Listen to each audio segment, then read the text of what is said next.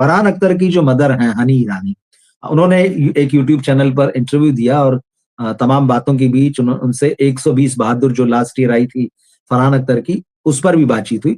तो उस फ़िल्म के फ्लॉप होने से फरहान अख्तर को एक तरीके से बड़ा सदमा लगा है और बड़ा दुःख हुआ है, होता है। तो इस बारे में भी हनी ईरानी ने बात की और उन्होंने कहा कि 120 बहादुर के लिए फरहान अख्तर ने बड़ी मेहनत की थी।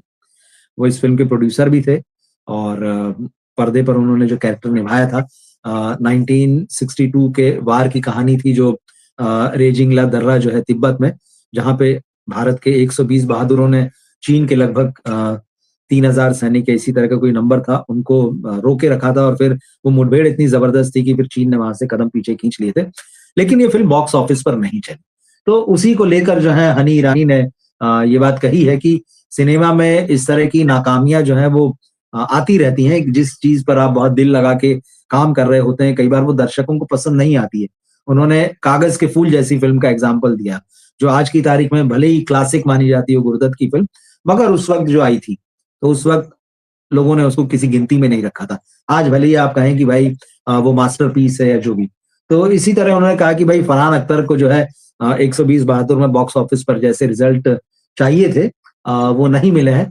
तो फरहान अख्तर जो है अब नेक्स्ट फ़िल्म की तरफ मूव ऑन कर गए हैं। खबरें वैसे ये भी आई, एक तो डॉन 3 जिसमें कि रणवीर सिंह के होने की बात थी, तो रणवीर सिंह ने वो फ़िल्म छोड़ दी। डॉन 3 का क्या होगा उसको लेके खबरें आती रही, फिर ये कहा गया कि शाहरुख खान की एंट्री हो जाएगी वापस से, लेकिन फिर वो चीज़ भी नहीं हुई। तो कुल मिला के बताया जा रहा है कि भाई ये फ़िल्म जो है डंप हो जाएगी। एक और प्रोजेक्ट फरहान अख्तर का है जी ले ज़रा। पिछले 5-7 सालों से इसकी चर्चा हो रही कि इसमें प्रियंका चोपड़ा होंगी, इसमें कैटरीना कैफ होंगी, इसमें आलिया भट्ट होंगी। अब वो तब की बात है जब प्रियंका चोपड़ा नई-नई यूएस गई थी शादी करके। अब उसके बाद में कैटरीना कैफ की भी शादी हो गई, उसके बाद में आलिया की भी शादी हो गई। तीनों एक्ट्रेस हैं, माँ बन गई। तो अभी होगा, तभी होगा, अभी होगा, तभी होगा। तो फिर लास्ट मंथ ये भी चर्चा थी कि नहीं ये प्रोजेक्ट फिर से ऑन होने जा रहा है और तीनों एक्ट्रेसेस साथ में आएँगी।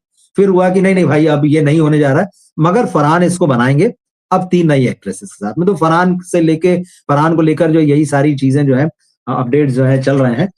मगर कुछ बहुत पॉज़िटिव इस तरह का मामला जो है वो निकल कर नहीं आ रहा है। एक और खबर है जिसके बारे में हमें यहाँ ज़रूर बात करना चाहिए। एप्स्टीन फाइल्स जो है वो बड़ा चर्चा में है पूरी दुनिया भर में और इंडिया में भी उसकी बड़ी चर्चा हो रही है। अब इसमें हम उसमें नहीं जाएँगे क्या मामला है, क्या नहीं। मगर कंगना रनौत ने इंस्टाग्राम स्टोरी जो है उसमें अपनी एक पोस्ट लिखा है। वो पोस्ट उन्होंने अंग्रेजी में लिखा है लेकिन उसका हिंदी अनुवाद मैं आपके लिए पढ़ देता हूँ। तो कंगना ने जो 3 फरवरी को अपनी इंस्टाग्राम स्टोरी है उसमें लिखा कि एप्स्टीन फाइल्स के बारे में पढ़कर और सारा कुछ देखकर बहुत परेशान और दुखी हो जाती हूँ। अपराध तो हर जगह होते हैं, लेकिन ये लोग मतलब जो एप्स्टीन फाइल्स में जिनका नाम आया है, ये लोग जो कर रहे हैं, वो ऐसा लगता है जैसे ये कोई हाई सोसाइटी का फैशन या कल्चरल प्रैक्टिस हो। ये वाक़ई बहुत खतरनाक है क्योंकि आप जानते होंगे कि उसमें जो एप्स्टीन नाम का बंदा था इसका द्वीप है अपना और वहाँ पर छोटी-छोटी बच्चियों को टीनेज गर्ल्स को जो है वहाँ ले जाया जाता था और उनको सेक्सुअली एक्सप्लॉइट किया जाता था और दुनिया भर के तमाम बड़े-बड़े लोगों के नाम आ रहे हैं। अब ये अलग बात है कि किसी के खिलाफ सबूत नहीं, ये भी बड़े एक आश्चर्य की बात है। वो फाइल है जिसमें लाखों पन्ने हैं, हज़ारों तस्वीरें हैं, सैकड़ों हज़ारों वीडियो हैं। लाखों पन्ने, लाखों फ़ोटो, हज़ारों वीडियो, सब कुछ है, लेकिन सबूत नहीं है। मतलब ये कमाल का मतलब जिसका भी नाम आता है, सबूत नहीं है। नाम है तो उस आदमी ने किसी को मेल लिखा या उसको किसी ने मेल लिखा है। तो कंगना वही कह रही है कि ये सब पढ़कर देखकर जो है बड़ा दुःख हो रहा है और अपराध तो वाक़ई बहुत तरह के होते हैं, लेकिन ये जो हाई सोसाइटी में जो इस तरह का दिख रहा है, टीनेज लड़कियों के साथ, कम उम्र बच्चों के साथ में जिस तरह का एक्सप्लॉइटेशन जो है, तो ऐसा लगता है कि इनकी कल्चरल प्रैक्टिस है और ये तो किसी बुरे शैतानी या राक्षसी कर्म जैसा लग रहा है, कंगना लिख रही हैं। और फिर वो लिखती हैं कि जिन सबके नाम आ रहे हैं, ये सारे rock star, singer, movie star, politician, model, film director, जिनके बारे में हम बचपन से पढ़ते रहे हैं, सुनते रहे हैं और ये सब बड़े-बड़े नाम।